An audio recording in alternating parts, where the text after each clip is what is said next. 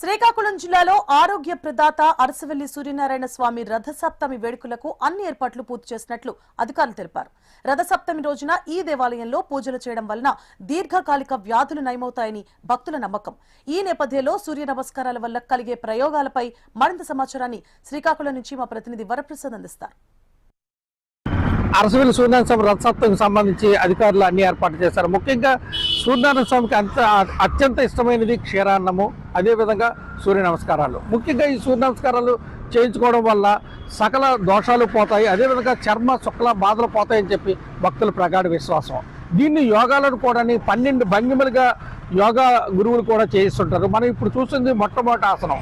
ఈ ఆసనం వేసేటప్పుడు ఓం మిత్రాయ నమః అని మంత్రం చదివి ఇక్కడ సూర్య నమస్కారాలు అనివిటి మండపంలోని అర్చకులు చేయడం ఇక్కడ పరిపాటిగా వస్తుంది. ఈ సూర్య నమస్కారాలు చేసుకోవడానికి వివిధ ప్రాంతాల నుంచి